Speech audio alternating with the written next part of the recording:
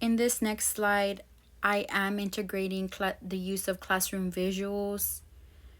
So by classroom visuals, I'm going to be using flashcards. These flashcards will represent each life cycle stage of the butterfly. So first, I'm going to show the actual eggs. Underneath it will say eggs. I will go over it with all the students. Cocoons. Same for cocoons, same for caterpillars, and for the butterfly. This science objective is that the child will observe, describe, and discuss life cycles of the butterfly. And this is a fun one. This one they'll be able to eat once they're done. So I will be giving out these flashcards to there's just 4 of them, and underneath the actual flashcard of the eggs, they will place the mini marshmallows. Underneath the flashcard of the caterpillar, they will be able to place their gummy worm underneath, etc. I think with this one, it's about making it fun, making it interesting, because they will be able to eat it. They'll be able to feel the texture of the worm, the grapes, and the mini marshmallows. And they'll have something at the end to look forward to, that they can eat it or choose not to eat it. Next one, the next ESL strategy integrated will be a group book reading in a large setting. So the teacher will begin lesson by grabbing a book talking about rain and ask students questions. Those who are fluent in the English will be able to respond, model these responses and this new vocabulary for students who are the second learner, the English second learner. And teacher will ask questions such as, what do you see? Students will respond, rain, we see clouds, and then etc. Each page will have a different question to be asked. What color is the rain? The rain is blue. The objective in this lesson or activity is that the child will identify, observe, describe, or discuss objects in the sky. They'll be able to recreate their own image, real life depiction of rain. Again, this is a fun one. They'll be able to, get dirty, have fun with the shaving cream once they're done. They can touch it. They can visually see it happening. So teacher will assist by filling up the cup with water, half shaving cream, and the student will be able to pick up the pipette and the food coloring and place it on top of the shaving cream, and it'll go down and create this rainy effect. And in this next ESL strategy, I will be integrating the native language into the classroom. So obviously every case is different. I do speak 2 languages, Spanish and English. That doesn't mean that the student learning English speaks Spanish. Maybe they speak French, maybe they speak Chinese. But as far as in this lesson, they're learning about the parts of a flower.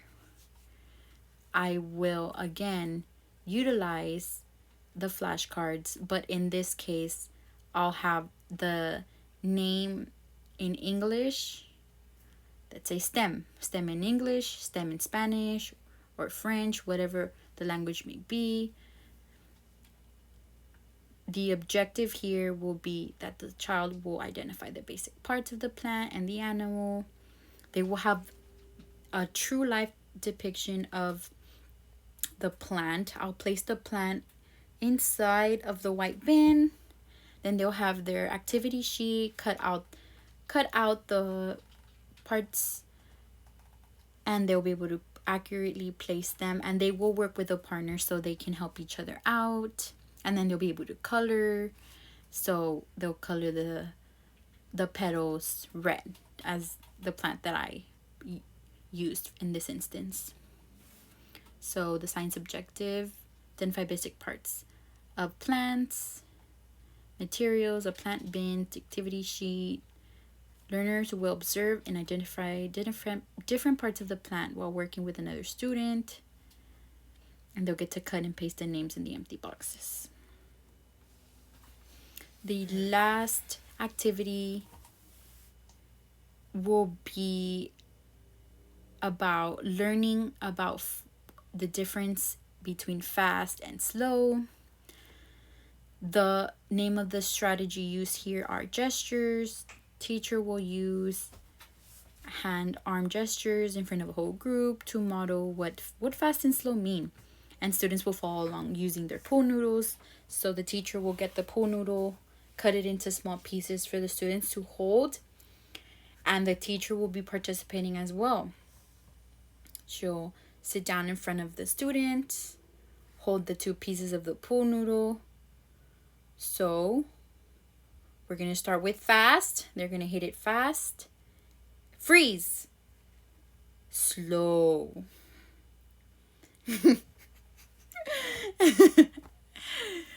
Slow. So then the teacher will model and demonstrate with a gesture. Slow.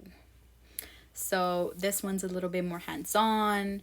They'll be able to move. It's not super structured. It's fun. It's a game. And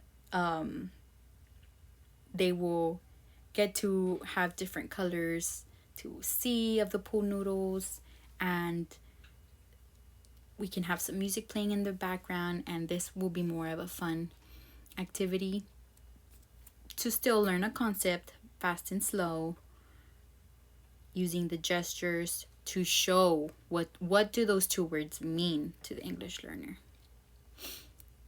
Lastly is the reflection. I think the most important takeaway for me was how building these personal and meaningful relationships with students does play a role when you're teaching them English. I think if the learner feels that you care about them, you're there to help them, you're not going to let them fail, they're going to show persistence. They're going to try because they see a teacher who's willing to help them out with this difficult transition. Also, the research has continuously showed that the children learn best through play. All of the activities demonstrated today, it's almost like they're playing, but they're learning concepts at the same time. They're fun, they're creative, they're messy, sensory integration. They are going to be they're in an environment that motivates them to be silly, to move, and they have other students too there to model for them, that the teacher will pair them up when needed, so that way they can have a better chance of succeeding, because they do well through partnerships too, through the use of music, the use of games, book readings, visuals, gestures, incorporating native language whenever it's possible. Teachers should be able to reach all children that are learning English and make sure that the students are being set up for success.